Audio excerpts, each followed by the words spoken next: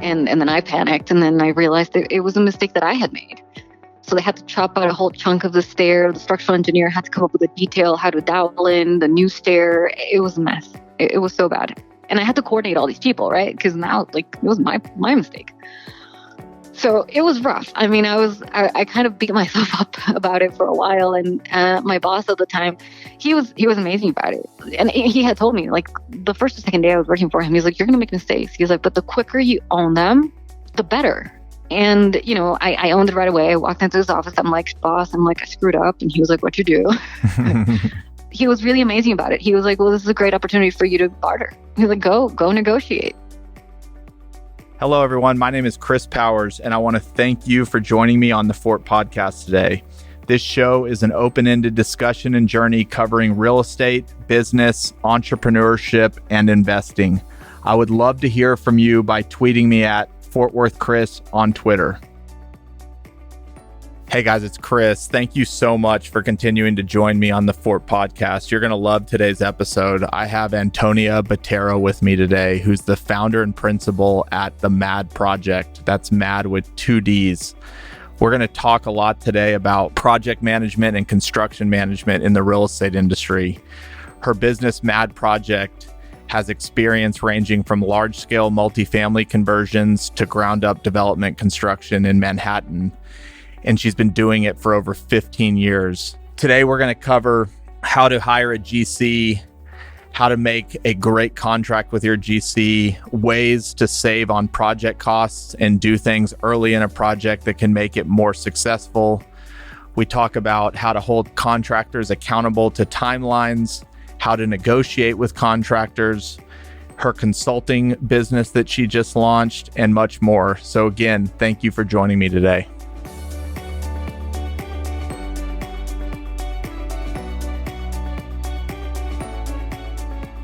Antonia, welcome to the show. Thanks, Chris. I'm super excited. Yeah, I'm super excited to have you. Really enjoyed following you on Twitter and what you're doing, and especially in real estate. I think it's one of the things that sometimes isn't talked about as much, but is one of the most critical parts of the project being in construction. So let's just start out with who Antonia is and how did you become a wizard in project and construction management? Well, so I have a super untraditional path to getting to where I am. I studied architecture, and then I proceeded when I got licensed. And then I worked at a big firm in New York City, practicing architecture, and I was there for about 3 years or so.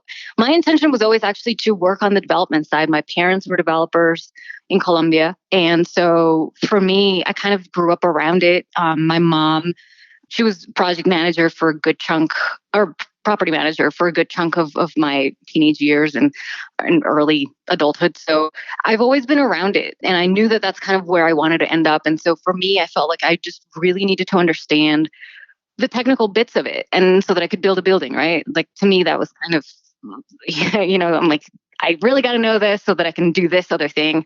And it's funny because I always get a lot of comments like, if you wanted to do real estate, why'd you go to architecture school? And I'm like, what do you mean? So I always liked the field. I always wanted to be in the field. I asked to be put in the field. I wanted to walk job sites. I wanted to be in it. I wanted to learn from the trades. And so I pushed for that. And eventually, in 2015, I made the jump to real estate, and I worked in-house with an owner who was also a GC. And that was a crazy, incredible opportunity to really learn a lot of different aspects of how they manage the jobs. And being an architect helped a ton. Being able to do code research in New York City was super useful. And really understanding like how things were built and how things were put together, what things to look for in the field. I mean, those things were definitely transferred very well into going into the owner side. And then I was there for a little bit, and then I had a lot of people, sort of interested in saying, hey, like I have this renovation, or I have this other thing, like, can you help me sort of sort out all of the paperwork and understand how the building department works? And so I kind of started MADD Project thinking, I don't know exactly what I'm going to do with this, but let's start something and kind of do a few things here and there on the side. And then in 2018, I basically left that job. And then I was like, okay, what am I going to do? Am I going to, stick with MADD Project and grow it as a thing? And then through MADD Project, I ended up being in-house again for a different, super different type of developer. They're actually a hotel owner operator, national hotel owner operator. And it was just a tremendous opportunity from a bunch of different aspects. And so I took that on, and that was crazy fulfilling. And I did awesome work there. Technically, I'm still in house with them, but this year my goal was to really grow MADD Project and say, okay, now these are the tools that I have. I've been doing this for this time. I've been doing this also on the side and having a project here and there. Now I'm going to really fully grow the company and take it on as a much bigger sort of full-time endeavor, and kind of really think of ways that it's going to be meaningful and affect the industry. So that's kind of where I am right now. So that's super general. I mean, there's tons of details that I kind of we're gonna unpack some of those. Sure.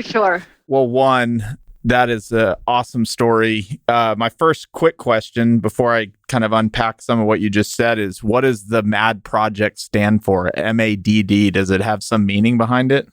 No, there's no meaning behind it. So you're just like the mad scientist kind of. Exactly. So you said you studied New York. I mean, you studied architecture in New York City. Maybe just a quick synopsis. What does studying architecture mean from your perspective? And is it something that you recommend other people doing? So I actually went to undergrad at the University of Miami, where I grew up in Miami. And then I have a master's degree from MIT in urban design, essentially. And originally my thinking of getting master's was to be in academia. So we all know how that turned out. Yeah.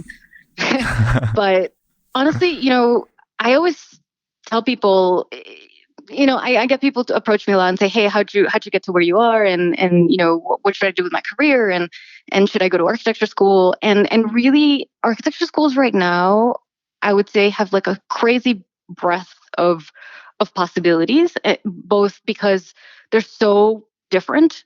Like you could go to a school that is completely conceptual, it's super academic, it's, very philosophical almost, and where you're sort of designing in the abstract to problem solve. Or you could go to super, super technical schools where you're basically drafting on day one. And so, it can mean so many different things depending on what you're after. I mean, a lot of people that I went to architecture school pursued completely different careers. I mean, some are programmers, some went into finance, like after they graduated, some went into real estate, usually actually on the acquisition side, not even like on the architecture side. So it really, I think for me, and to tell you the truth, the tools that I picked up in architecture school, both on the technical aspect and the software side, have actually really, they're just sort of very general tools, like the use of Photoshop, the use of AutoCAD, like the use of Revit, the use of like the software like Excel, like you're doing a lot of presentations, you're doing charts, you're showing like zoning, you're calculating all these things, and all of those technical bits, like people went on to do graphic design and they weren't so far behind because they knew how to use Illustrator, they know how to use Photoshop, they had an eye for color and design. And then you have sort of like the constant critique, which is what you get in architecture school, right? Like you stand up in front of people and you present something you've been working on for the last 6 weeks and you get ripped apart. Yep. You're presenting to like partners or to a client, and then You're kind of preparing for your first draft to be totally torn apart. Right. And I think that's something that actually transfers to any industry. Like, so the technical bits of it, the work ethic, the rigor, it's a very rigorous sort of, for the accredited schools, there's an accreditation program and schools have to go through this whole entire thing every number of years to remain accredited. And so, architecture school could be so many things. It's definitely something that it's a ton of work. It's not an easy major to go into. To be accredited, it's either going to be a 5-year degree or you need a 4-year degree plus a 3-year master's. I have a 5-year degree from the University of Miami, which is it's the professional degree that they offer and it's accredited. And so, if I tell people all the time, like if you want to go full on, you want to be an architect, you want to practice, you want to get licensed at some point, go to a 5-year program, because then you don't need the extra 3 years of school after the 4.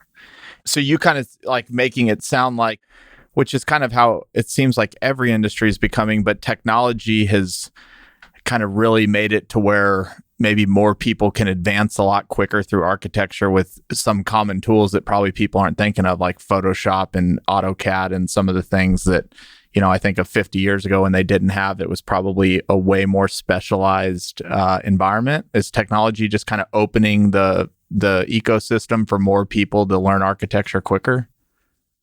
I don't know that it is. I think what it's doing is it's making it easier for people who study architecture to pivot quicker to other industries. And I think that you do see that a lot in the amount of people that go to architecture school and then do something else. Like I would say, out of all the people and just the other thing to keep in mind, for example, at the University of Miami, when I graduated, I think there was like, when we started, it was like 92 of us. When we graduated, it was like 53. Is that because people lose interest? Well, the first 2 years are really rough. Like you also don't get a lot of choices as to what classes you take because again, the curriculum has to be accredited nationally, and so you have to take certain classes. Period. Like there's no two ways about it. So I think a mix of the limiting curriculum for some people is a deal breaker, and then the rigor for a lot of people at that age is a deal breaker. And I think out of the 53 of us that graduated, I would venture to say that maybe there's 20 of us that are in related field. And I would say out of those 20, there's maybe only 10 that are in architecture licensed. Wow. Yeah. Interesting. You mentioned wanting to get into the field. What job were you at, and why was your desire to get into the field, and what does getting into the field mean to you? Well, I wanted to see, because especially in architecture now, I feel like there's a lot of people sort of sitting in this office and they're kind of just drawing lines on a computer. And especially the younger people, like they don't know what the hell they're drawing. Right. Like you just drew 4 lines for a wall. You have absolutely no idea what the hell this stands for. And so I wanted to get in the field and I wanted to see how those details looked. Like I wanted to see, like, how do you screw sheetrock onto studs? What does exterior sheathing look like? Like, how do you flash a window? Like all these things that when you're drawing them, it's so abstract that you do end up with some ridiculous stuff that people draw. And you're like, you look at it and you're like, I don't even know how you would build this. Yep. I was like, literally my next question is, being a developer and having developed quite a bit, I feel like this art of, there's like certain architects that you work with and they're like artists and they're not really designing to a budget or to something that's really feasible. They're just building these unbelievable structures that show well in the renderings. And then you go and like bid it out and it's, twice as much as it should have been. And finding architects that can marry like a beautiful design and project with a budget, they're not as easy to find. And you kind of just said that, is like designing things that just are not actually feasible if you're doing something at investment grade or something that needs to make money. Are you seeing that? Oh, all the time. I mean, and that's exactly why I wanted to get into field, right? I wanted to go to a construction site and I wanted to do site observations during construction administration so that I could, and I would come back to the office with like a ton of pictures and I would go to the principal in charge and I would sit with him and I'd be like, can you please explain to me what it is that I'm pointing at in this picture? And he would laugh and then he would explain to me, he would like, sketch out a detail and tell me like, this is how this works and this is how water doesn't get in. And so that's how I really learned, by asking for it and to being out there. But I think a lot of people don't get that training, unless you really ask for it or unless you've spent a lot of time in the field to begin with. That's why I always say that my path to where I am is very non-traditional, because the majority of owners reps or in-house ownership teams that do what I do usually come from the contractor side. It's usually guys that have been in the field, that have been site supers or project managers, project engineers for CM or for GC or for trade. And then they kind of make their way up and get to the ownership side. So yeah, you're absolutely right in that there's definitely a lack, I think a little bit in the architectural training in the field. That's why I was talking about there's all these amazing architecture schools really that kind of target the more sort of theoretical and kind of abstract side of architecture, problem solving, like really thinking of the problems in a different way. But in my mind, that's almost like a completely different discipline. It's an interesting thing because now that I'm on the owner side I'm the owner's rep side and I look at projects from the owner side, I feel like I do a lot more architecting in the traditional sense, like in the way that you manage the project, the way you manage the team, that is more traditional to the, again, traditional sense of architecture. Like the architect used to be like master builder. It's not so much anymore. And so those architects are hard to find. And when you do find them, man, you hold on to them because they're awesome. Yeah. Okay, so in your words, what is the MADD project? What is that? What does your company do? So what my company does is we can divide what I do in two major categories. So what we do is business consulting for real estate developers that are looking to clean up their construction design management side. And then the other one is just project management on the design and construction side. So why is an owner's rep useful and why should people want your services? That's kind of a general question, but break it down. Yeah, no, and that's a great question. So typically, depending, I think we've had this sort of thing come up a bunch of times about, real estate developers and, they're generalists, right? Like the things that you have to figure out on a daily are crazy. Like you have to go from, understanding demographics and understanding very general regional forces for your market to the acquisition to the sale to the actual transactions to then the actual pro forma on the design, like what kind of building you're going to build there. Then you're going through, so it's like you have to be like an economist, an urban designer, an architect, a graphic designer, and it's nuts. Yep. And as a developer, I would say obviously not always true, but a vast majority of developers have sort of like a more business or finance background and less of like a on the field construction background. And so it's an entirely different discipline. So there's a lot of people get to the construction side and it's sort of like obscure enough and different enough to what they're used to that they go one of two ways. They say, this is below me, this is beneath me, I'm not going to touch it, I want nothing to do with it, and I'll just trust that the CM will take care of it. It's kind of like out of sight, out of mind, I don't have to worry about it. And then there's people who say, you know what, I'm going to do this myself. And I'm going to do a really good job. And some of those guys become amazing at it. Like the first shop that I worked for in the city, the guy was a one-man band. And this guy did everything. And he was pretty terrifying and kind of ruthless and, not, a great example of everything. But it was really, he was very good at it. So no question. What was he building? Oh my gosh, the scariest things. It was large-scale repositioning of overbuilt office space, specifically in the financial district. Got it. And he was converting it to new use? Oh yeah, he was converting it to luxury rentals. Wow. And we're talking about buildings that are 500,000 square feet. Like these, like it's not for the faint of heart. So he's a one-man band and then he's just outsourcing every single component of the development.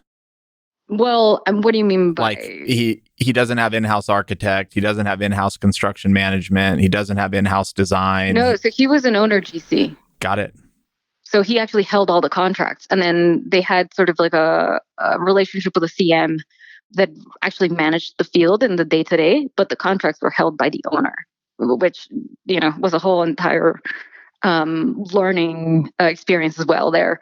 And how that happens and what, what unique challenges that gets. But so yeah, some people are absolutely able to figure it out. Some people just trust the CM and absolutely don't want to hear about it. And then every now and then, depending on how large your project is, people either realize that trusting the CM was probably not a good idea or trying to do it themselves was probably not a good idea. Because again, you're going into this whole entire different discipline that unless you have experience, there's just sometimes no way you're going to figure some of those things. So in those instances, for the larger projects, like that's where an owner's rep comes in, or when people decide to build their own teams in-house. And when you look at sort of the biggest developers in the country, like the Relateds of the world, they have their own internal construction crew. So if we took that project, because I feel like we're heading into, at least over the next couple of years, we're probably not going to see as much ground up, brand new stuff, but I think you will see a lot of repositioning of existing buildings. I mean, this is a perfect topic, maybe converting office. When is the best time to hire you in a project?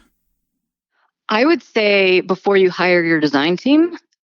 I get involved in projects because so our services are super tailored. Like I don't have a Chinese menu you can pick out of. It's generally like I'll talk to you, say, what do you need? 90% of the time it's like, I don't know, Antonia, I don't know what I need. And so it's a series of conversations to really sort of drill down on a scope that fits your project and what you're looking for. So sometimes I'll do just feasibility. Like, you're looking at a deal, you're like, I'm not even sure if the CapEx on this or the construction, if it's ground up, is going to make this deal work. And so I'll look at those and we can help out. We can call a couple of people. We could do a number of things to help in that area. Also zoning studies, especially in New York, those things are just day in, day out, general code review, things like that. So we can do that early on. And that's the best time to really have that information, because if you begin to foray into that after you've already bought the property, you may end up finding that there's certain things you can't do that kind of destroy the deal. And I've seen that happen. You're in on the ground floor helping the developer think through their development, probably helping them build their budgets and their pro forma. And you're really part of that team that's saying like, this is a feasible project or this is not a feasible project. Yeah. I mean, I would say that's absolutely the best time to get involved before you even hire anybody, before you hire a design team, for sure. The irony of it is that sounds like such an easy answer is why would you not hire this on the ground floor yet? And like maybe a lot of listeners who are developers know that isn't always the case. They probably bring in folks like you once there's already a problem or they're trying to solve something that could have been done really early on in the process. Yep. That's kind of, I would say at this moment, that's kind of 90% of the work that I have right now. Yep. That's 90% of the developers I talk to. They solve problems, midway through a project. They try and speed through due diligence and architecture and everything else. And then they're solving kind of costly problems during the job that could have easily been eliminated had they just planned better up front. Yeah. So, the involvement for sure is the earlier the better, but it's kind of one of those things where people talk about investing and they say, when's the best time to invest? And it's like, well, 20 years ago would have been best, but right now is second best, right? So it's a similar kind of thought. So I'm down here in Texas where, I still think development's challenging, but as a Texan, you hear often that like, if you think it's tough in Texas, just imagine developing in New York or LA or Seattle or some of these bigger mega cities. Can you kind of speak to, and you've done projects in multiple markets, like what is it like to get a project done in New York? Is it all about who you know? Is it, it just seems like when I talk to developers, they're spending 2 to 3 times as long in pre-dev and getting ready for development than they do in other states. Well, I mean, I think there's New York has, I'd say right now, several different aspects. I think the one that everyone is kind of watching closely is this whole business of permits being revoked after the fact. And that's kind of terrifying, I think, all around, just because it's Why is that crazy. happening? Well, that's a super complex question, I'd say. It's usually the community boards. I mean, not usually, it is the community boards. What's a community board? Odd. So New York is divided into sort of different districts and there's sort of different neighborhoods, and they basically have these tiny little governments of the community that basically gets together and they have conversations about, street cleanup and, there's a bar opening up around the corner and, we need a little bit more police patrolling or, community stuff. And it's a difficult thing to sort of really sort of blanket again all the communities and when they get together and they sort of pull these things. But And there's obviously that whole conversation about the building on 66th Street that everyone has been looking at. That really tall building? Yeah, the really tall building with the mechanical void. So the whole sort of conversation there, it's just like, well, this was approved by zoning. They approved a while ago too. I think it was originally approved, I want to say almost 2 years ago. And then to go down this road and have developers end up in court fighting for things that have already been approved is sort of crazy. And I think the community board in that specific instance, they say things like, we don't want the feel of the neighborhood to change. And obviously there's a million ways that you could possibly interpret that. I don't think any of those million ways are good.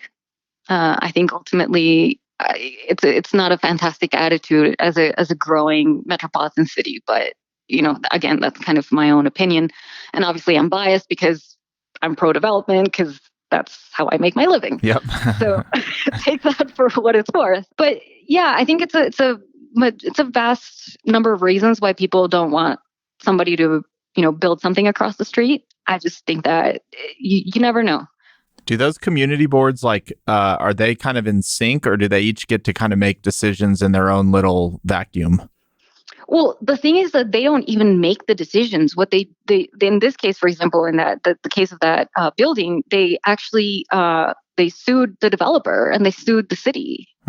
Got it. That's terrifying. And they got the permit revoked. I mean, it's not even like they have no actual power to do it. They don't have the authority.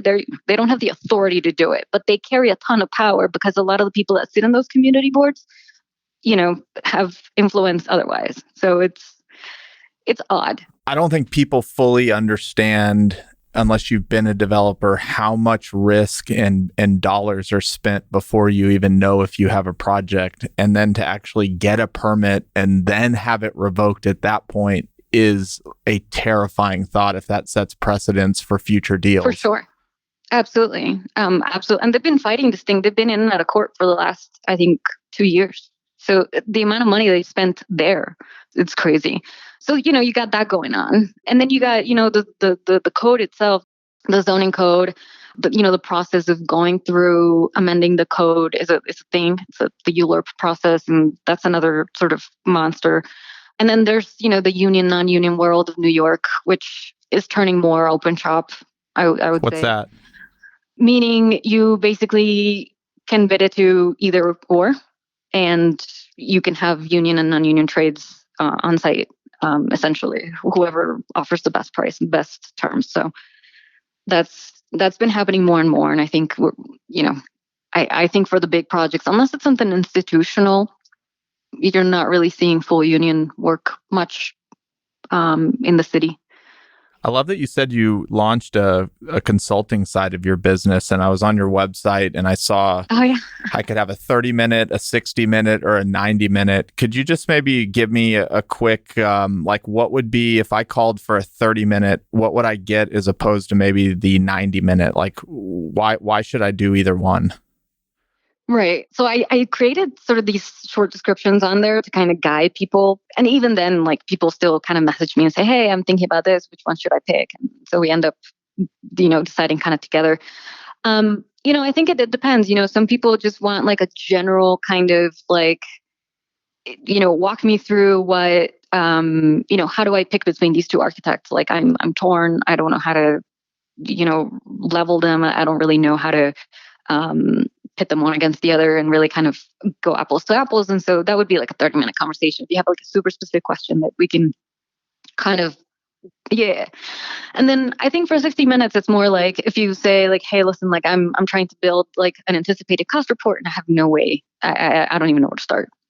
So we may go through that in 60 minutes, and I could just walk you through that process and even create a tool together if it makes sense. We could get on Zoom and we could just play around on Excel, and that could be that.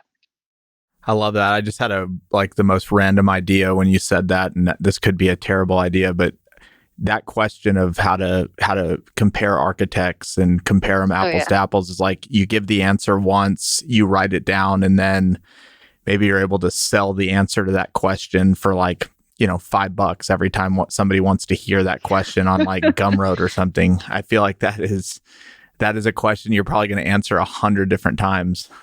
For sure. And, but the thing about it, Chris, that is extra valuable to people is that answer could be 100 different answers. It's true.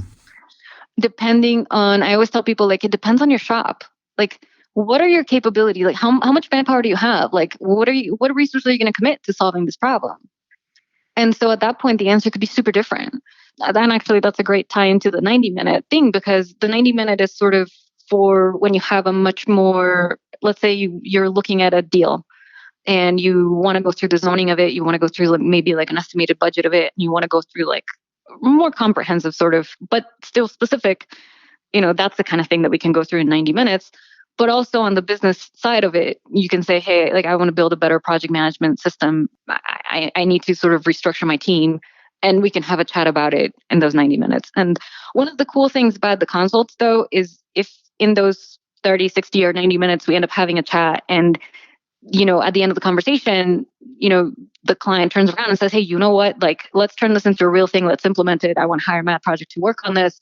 You'll get you'll get a credit for that consult as part of your first invoice. So it's more to kind of open up the services to people that perhaps don't want to enter into a multiple month contract for the consulting fees, which depending on the scope can be, they're considerable.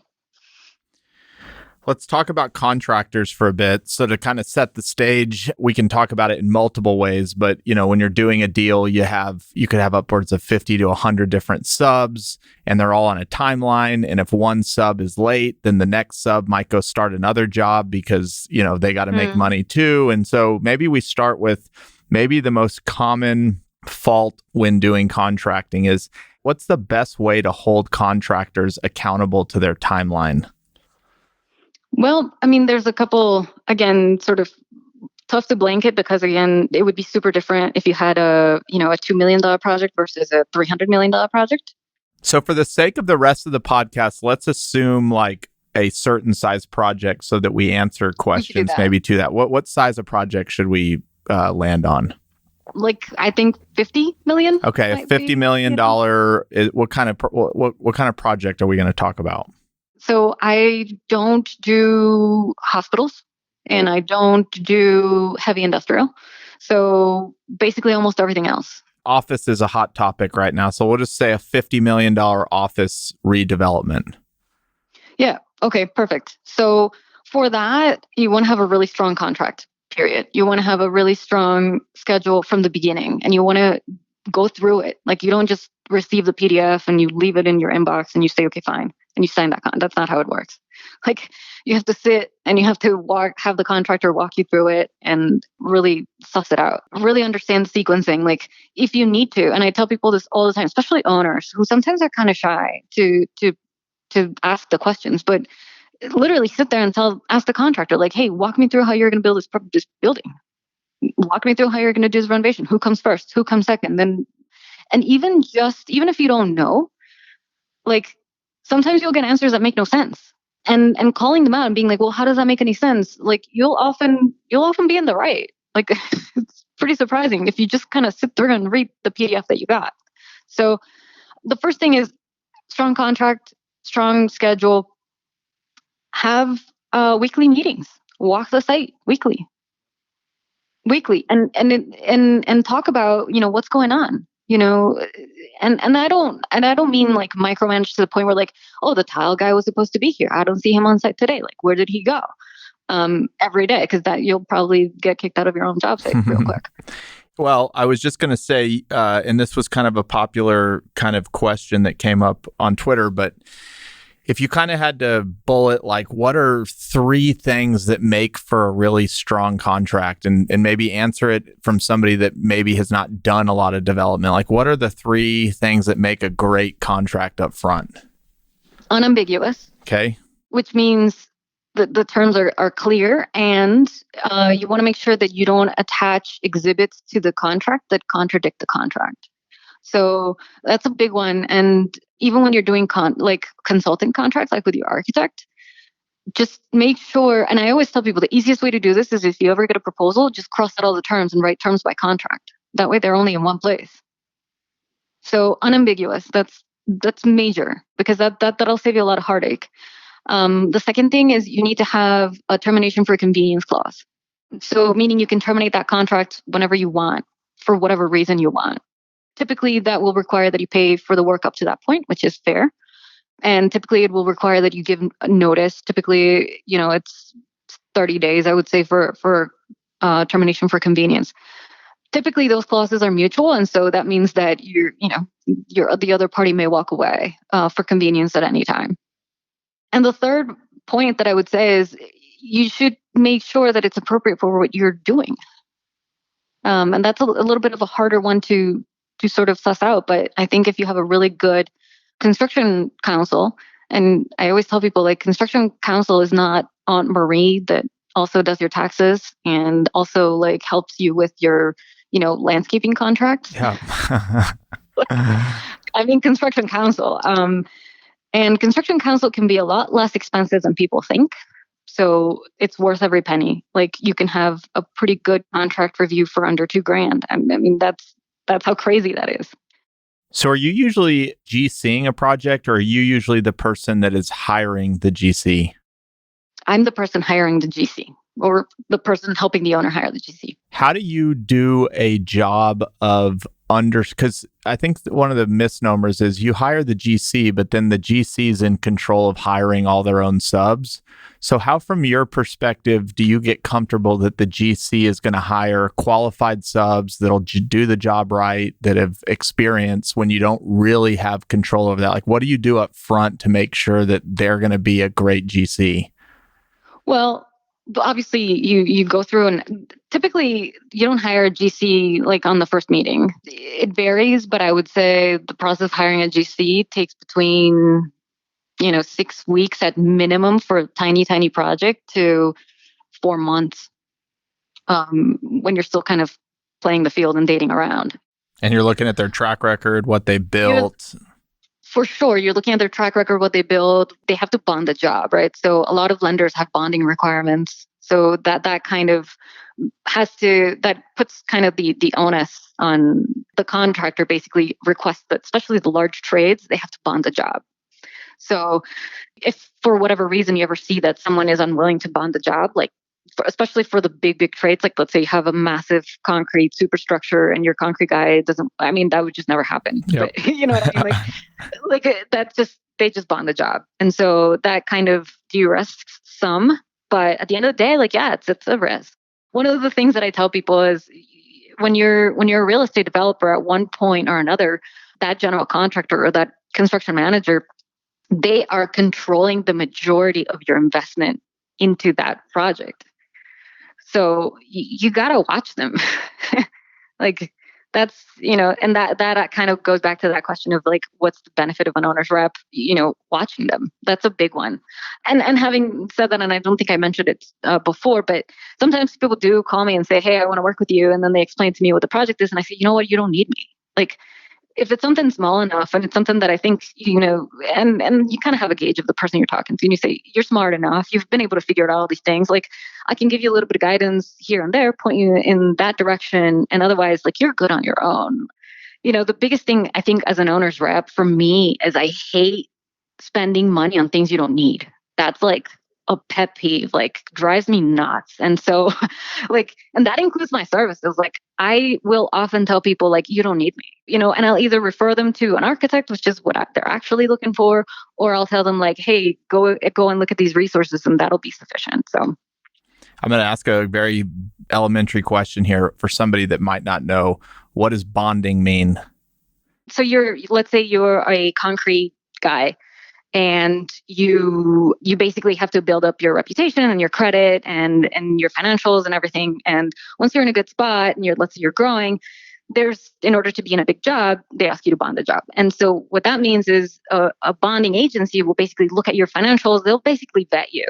They'll basically say like, hey, if this guy defaults, like we'll pay for the default, essentially. Got it. So it's like an insurance policy. It's sort of like an insurance policy, but it actually has some nuance that is slightly different than an insurance policy. Like there's a lot of SDI, which is subcontractor insurance, and that's a whole other program that contractors enter into that can get super boring and really specific real quick. So, but yeah, bonding is kind of that. It's like you're having this agency guarantee that you are capable, both from a financial, but also from a track record standpoint, to do the job. What incentive structures work best with contractors? Well, I think obviously for a $50 million office building, let's say, I would say you're going to want a cost plus contract that then you amend into a GMP, and then you have shared savings. And that's, I'm sure we'll probably unpack that one, but that's kind of generally what I would recommend. Let's unpack it right now. All right. So there was that question about like, what's the difference between a lump sum and a GMP? And I think that's a fantastic question. But what that question actually really is, what's the difference between a cost plus and a lump sum? Because a GMP is a feature that you add at the end of a cost plus contract. So that can sort of help us get to the trajectory of understanding better the difference between what ultimately ends up being a GMP and a lump sum. So typically a lump sum is you say, contractors, man, these are my drawings. How much for this? And they're going to say $30 million. And typically those are closed book, meaning you can't go in there and audit them. I absolutely do not recommend that ever. So like, I'll just put that out there. Just don't do that. A cost plus is basically, the biggest difference is that it's essentially, it's what it sounds like. It's an open book. You know what it costs to do the work, plus whatever fees you agree to pay the general contractor to, for overhead and profit and for their general conditions. So it's the cost of the work plus whatever you pay the contractor. It just so happens that at the end or close to the end, you kind of shake hands and you say, okay, well, we're not going to go above this price, period. And that kind of, that has its own sort of conversation. But the biggest difference, the two biggest differences between what is a lump sum and a cost plus to GMP is that the closed book nature of the lump sum versus the open book nature of the cost plus GMP, and the completion of your drawings.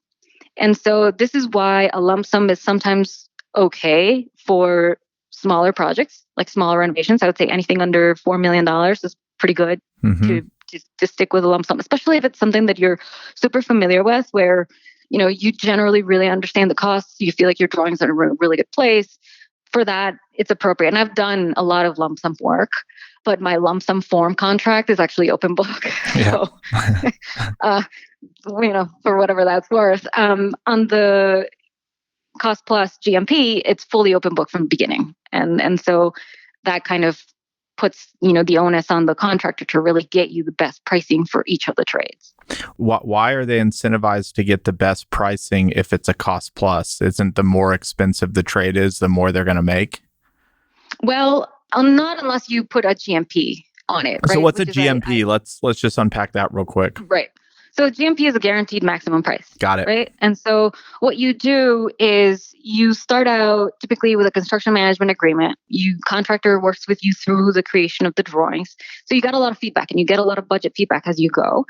And then when you're kind of approaching sort of, a comfortable percentage of your construction documents, then you begin buying out trades, especially the trades that are super long lead, like your elevators, your windows. If you're doing any kind of specialty things, if you have like an industrial kitchen in your project or something like that, those are the things that you're going to want to buy way ahead of time because they have a long lead anyway.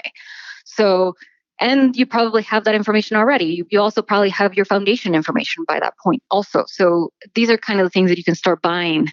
And then when you get to around 80, 85%, depending on your level of comfort with your drawings and with the fact that your scope is not going to change much, typically around that point, even lenders are kind of require you to be at that point for you to then sign a GMP so that your GMP is not overinflated. Now, when you create the GMP, typically you have stipulations of shared savings. And so that means that at the end of the job, if there's any money left over, you're going to split it between the contractor and the owner.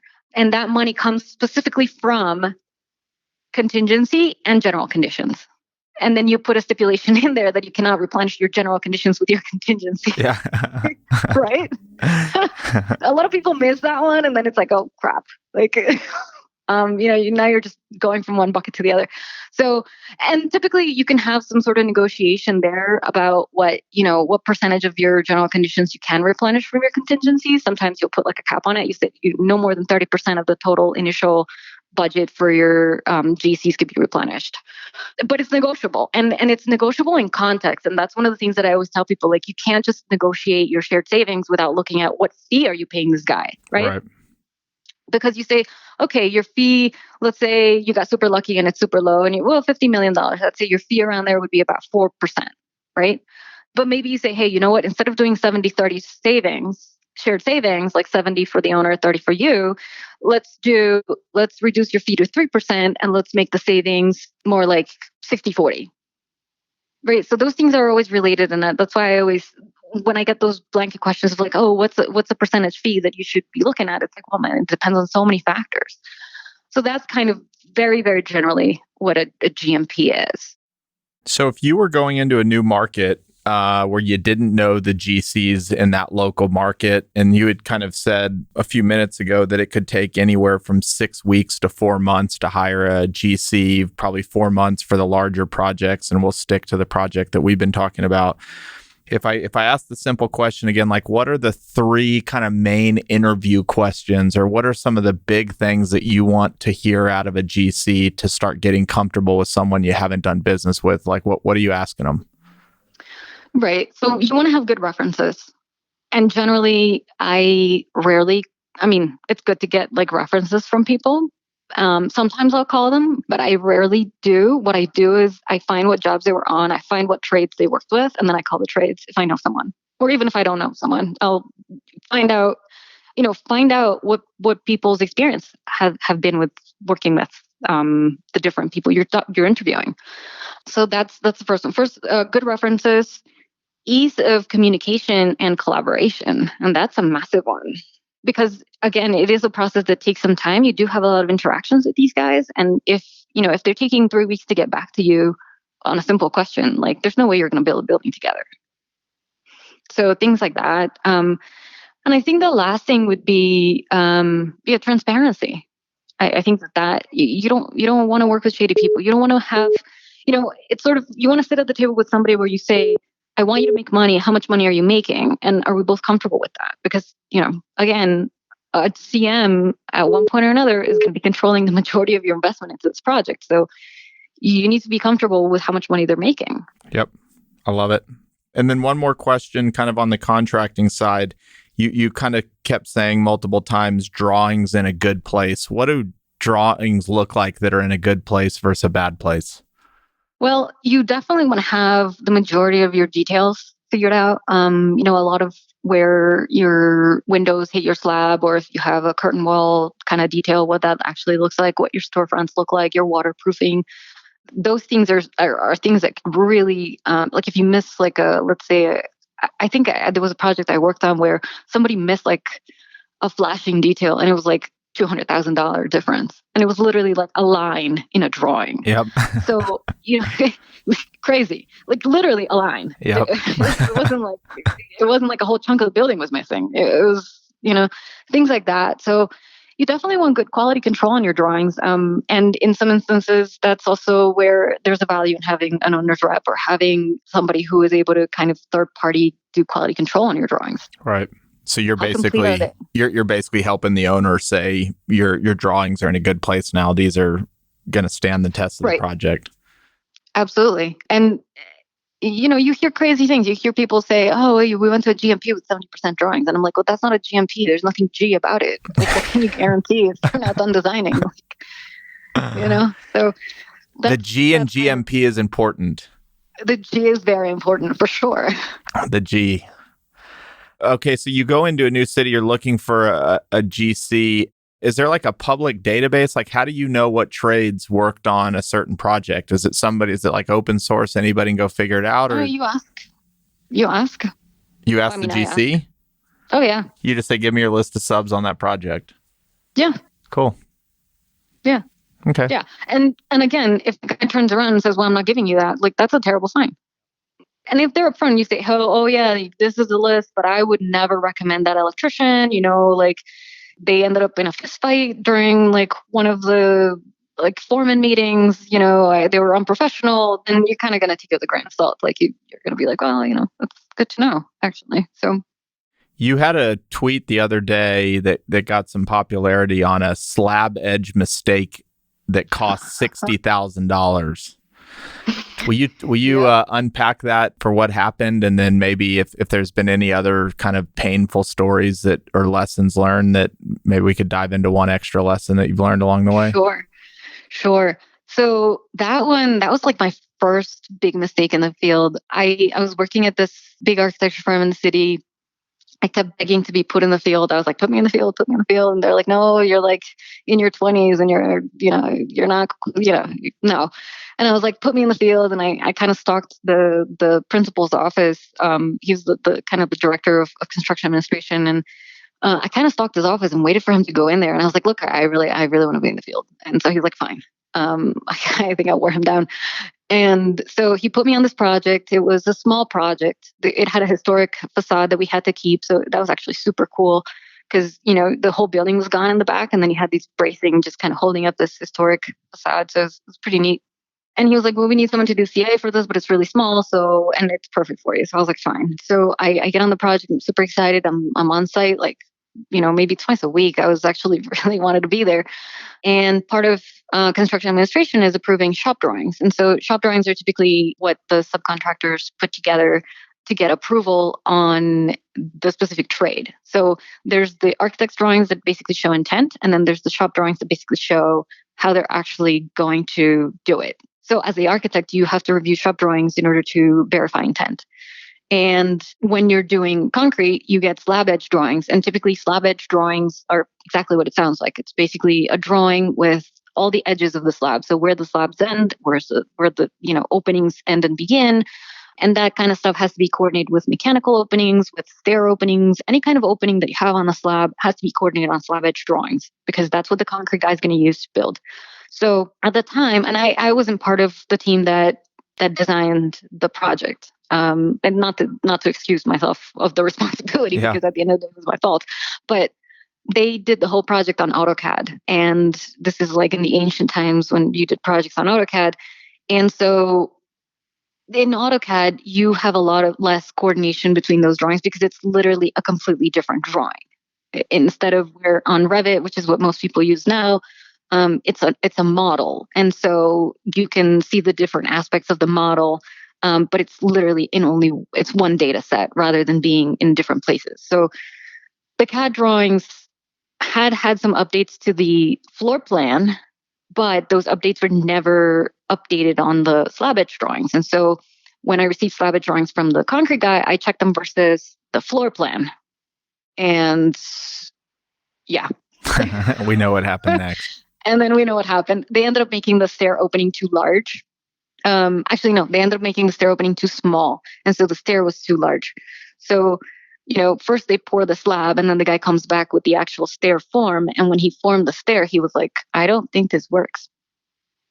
And so I get this panicked phone call and then I panicked. And then I realized that it was a mistake that I had made. So they had to chop out a whole chunk of the stair. The structural engineer had to come up with a detail, how to dowel in the new stair. It was a mess. It was so bad. I had to coordinate all these people, right? Because now, like, it was my mistake. So it was rough. I mean, I kind of beat myself up about it for a while. And my boss at the time, the same guy that I would take photos and he would walk me through what I was looking at in the field. He was amazing about it. Honestly, like he was like, look, and he had told me like the first or second day I was working for him, he's like, you're going to make mistakes. He's like, but the quicker you own them, the better. Yep. Take accountability. For sure. And, I owned it right away. I walked into his office. I'm like, boss, I screwed up. And he was like, what'd you do? He was really amazing about it. He was like, well, this is a great opportunity for you to barter. He's like, go negotiate. Yep. Go find 60,000 somewhere else.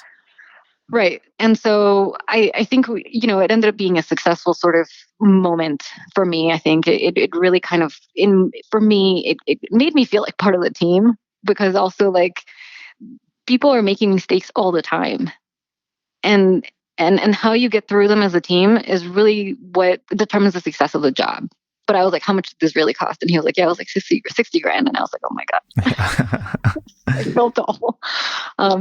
So that was kind of the first big one. I think the most recent one that was really kind of like that moment where you're just like, oh my gosh. I was doing a super high-end tenant improvement for a restaurant.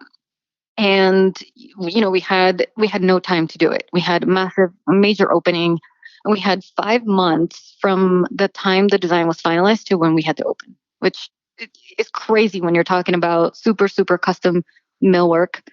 And it wasn't just any kind of millwork; it was Corian, and I don't know if you're any familiar with that, but it's like a solid surface material, super difficult to.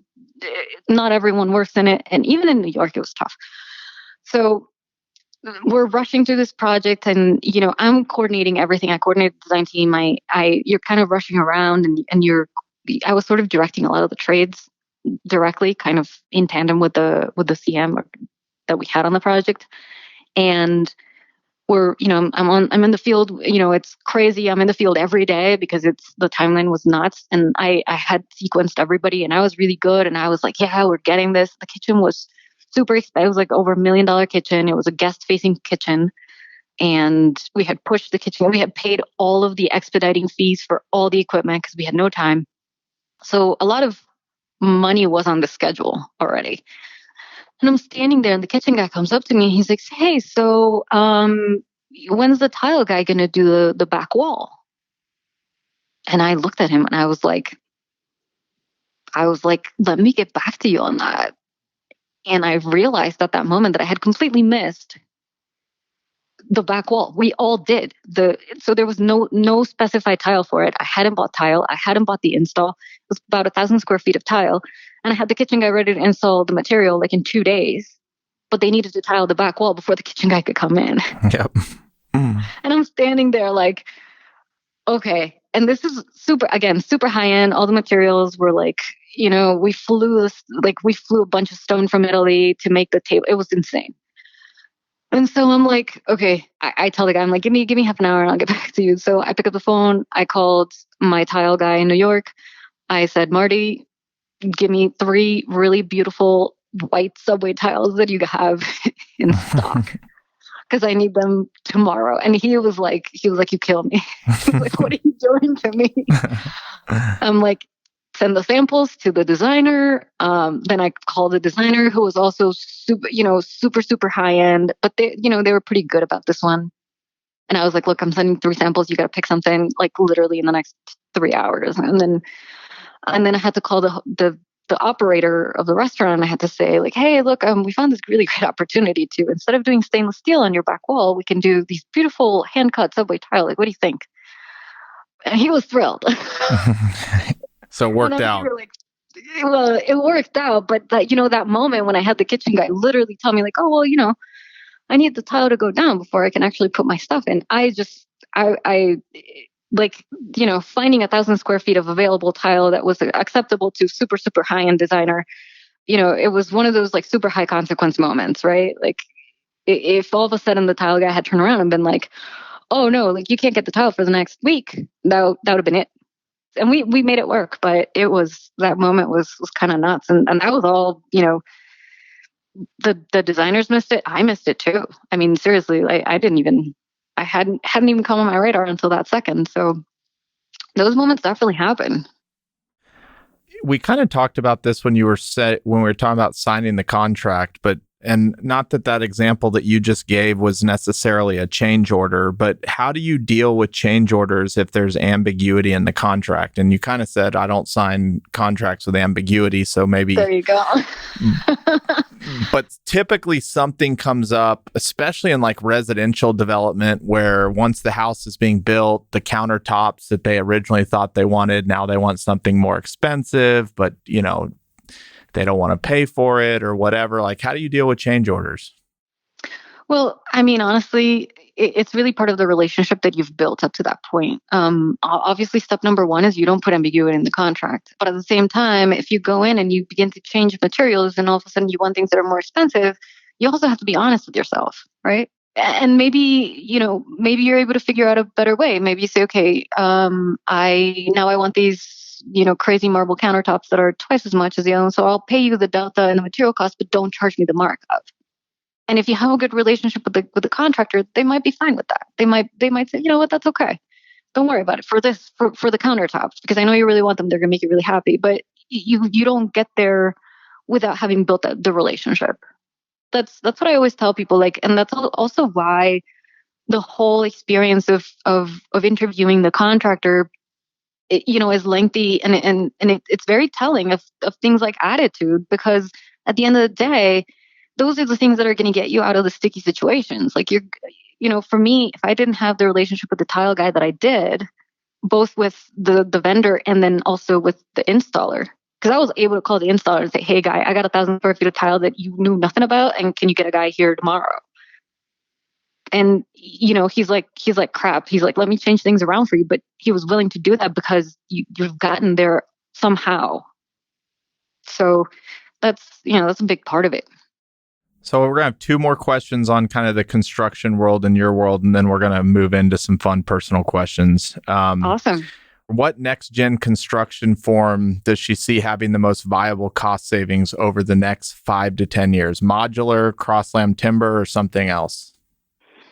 That's an interesting one. I think if we get a little bit smarter about the way we use modular, that may have an impact. And what I mean by that is less trying to solve for the entire unit as modular, but bathroom pods are amazing. So if we begin to find sort of, I don't know, the bedroom pod instead of like the apartment pod, I think if we're able to get modular to a place where it gives us a little bit more flexibility, I think that may have an impact. And that's going to have to come with a lot of regulatory, like building code sort of progress, because a lot of what keeps modular kind of stymied is the fact that the building code is tough and not necessarily made for an inspector to go to a factory to check out your bathrooms instead of going to your website and to your job site. So that one, and then cross-laminated timber. I mean, what they're doing in Canada is pretty awesome. Mm-hmm. What is that? They're building like tall residential buildings with it. And they have, the whole sort of sustainability aspect behind it, the way that it's harvested in a sustainable manner, the wood's harvested in a sustainable manner. And then the way that the plants are run is sort of in a more environmentally kind of conscious way. And so I think that, again, CLT has a potential there, but again, the code in the US is still not quite where it needs to be in order for it to be implemented widely. So that's kind of, those are the ones I see. But I honestly feel like construction in general is just so specific. It's so site specific and so project specific, money specific, market specific, that it's tough. Yep. And they're building those buildings out of timber, which is just the cost savings is coming from not having to use steel or concrete. Yeah, and it makes coordination a little bit easier. Penetrations through timber is different than penetrations through like QDEC or even through, like, if you have a PT, a post tension system, like, penetrations and coordination with MEP is just a lot harder. Are you seeing any signs that construction costs will come down? I think one of the questions was that they haven't come down in hotel, retail, office, and it looks like the new development pipeline's starting to slow. Are you seeing costs starting to come down? Are you expecting them to come down, or what are you seeing? Not yet. Lumber pricing it's come down, but it's still up higher than it was in March. So that's one aspect. And there's a bunch of factors that go into that. Also, the labor force for construction has been highly reduced. A lot of people just don't necessarily feel safe, especially like in the hotel space, where a lot of the crews that you get are traveling crews. And so, they don't feel comfortable flying, or even the companies have sort of had to kind of put contingencies in place and lay people off or furlough people. And so you don't have the same amount of labor that you used to. I'm actually doing a couple of things in the New York metro area. It's been actually very challenging to get labor. We need to get making construction labor sexy again. I feel like exactly we've lost all those folks. And and I think we will, especially with like whenever oil kind of goes down, because a lot of the people who work in oil come from construction. So, those people that typically were in construction went to oil because they could make more money on it. Now that oil is not as profitable, they might come back to construction. So I think that's something that we are beginning to see in those submarkets where oil is super heavy. I know, like, West Texas, you're going to see some of that. You're going to see some of that in Montana. So. Do you have a morning routine or something that gets you going every day? I don't. I mean, I kind of sort of do. My husband makes breakfast and coffee, and that's kind of it. But I start somewhat early. I started typically, my calls start at 7:30, 3 days out of the week. And then the other 2 days start at 8. So, I'm more, and because I've been working sort of not, remote / traveling for 2 years now, my routine is sort of like all over the place. There's just certain things that I want to make sure that I get done every day, and that's a little bit more. I think when I've tried writing out a schedule and following a routine, and it just stresses me out so much. Yeah. It really does, and I don't feel like I get any more done that way. It's sort of something that I always say, like, I want to do these things, but then I kind of don't end up finding, and I think I want to do them because like all the really crazy, super smart people that I look up to do them. I don't know that they serve me well, given that a lot of what I do is at the service of a client, and it's sort of a different kind of demanding in that aspect, while at the same time being entrepreneurial and kind of, I can go, play tennis in the middle of the day if I don't have any meetings. So there's bits and pieces to it. What's the best advice anybody's ever given you? Oh, that's a tough one. If you think that's tough, just wait till the next 2 questions. Oh, man. I'm kidding. The best advice, understanding that you're not for everybody. I think that has been pretty good. Is there a book you've read, either business, personal, that's had an impact on you? The Art of Asking, Amanda Palmer. What's that? What's it about? It's sort of how she gets into being a living statue in Boston or in Cambridge, and how she, how that is basically it's asking, right? Like, because you're out there and you're performing and you're asking people to, to give you money, to pay you for what you're doing, and so she goes into how that the whole psyche of that, and I to me that's been massive, and I think that really sort of being comfortable with asking is a big thing. So we found each other through Twitter. And so I just wanted to, it's the first time I've actually asked this, but how has Twitter impacted you and your business?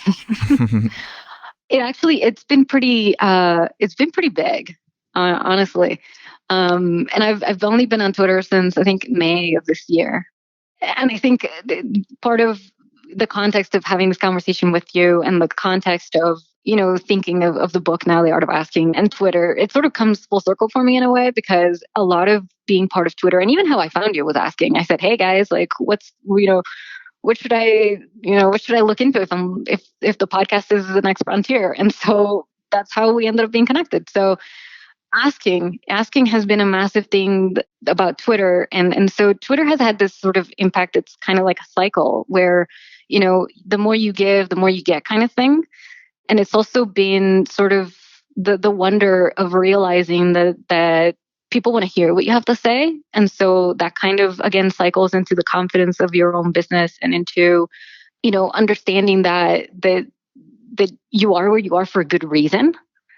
And so that kind of feeds the whole, like, okay, maybe the next goal can be bigger, because all these people, not that you need the external validation, but it's more like I'm putting it out there, and it's having a positive effect on the community too. And so it's like you're almost doing a disservice by not sharing. So it's been kind of wonderful in that way. I've had a fantastic experience, and I think it's had a tremendous experience on my business too, because I'm getting all this feedback about things that I should do. Like the whole consult service was just a couple people send me messages and say, hey, look, I'd love to talk to you for an hour and pay for your time. And that had never occurred to me. And so that's fantastic. And listening to them and going ahead and building that into my website and doing it, like, that's really fun. That's incredible. Thanks for sharing that. Yeah. All right. We have one more question. If you had a billboard on a big highway in New York City where millions of cars go by every week, and you could put anything you wanted on it, what would you put on it? Ooh. Oh man. Hire a construction manager? I'm kidding. No, I mean, gosh, that's a tough one. I'll use one that is kind of on my mind right now because there's this whole other bit that we could talk about for hours about cost management and software and all the super geeky stuff that we could get into. But I would put better project management starts here. I love it. And then a link to maddproject.com, baby. Maybe to something else that I'm working on. Oh, we might need to do a part 2 to this next year. Oh man, that would be awesome. How can people reach you? People can reach me, on Twitter, and my email, Antonia at maddproject.com with a double D, or just on my website, maddproject.com. I'm fairly easy to reach. I would say I respond to, all the reasonable inquiries I receive. I love it. This has been an awesome conversation, and I'm literally making a note that we're gonna catch up again in the first quarter next year, whenever your new ideas maybe surfaced itself, and we're gonna talk about it. Yeah, thank you so much, Chris. Looking forward to it. All right, we'll talk to you soon. All right, bye.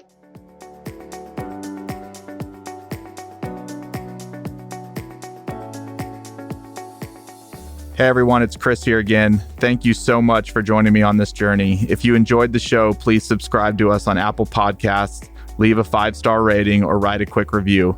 Thanks again, and I'll see you on the next episode. Chris Powers is the founder and CEO of Fort Capital LP. All opinions from Chris and guests of the Fort Podcast are solely their own and do not reflect the opinions of Fort Capital LP. This podcast is for informational purposes only and should not be relied upon for real estate or investment decisions. The Fort with Chris Powers is produced by Straight Up Podcasts.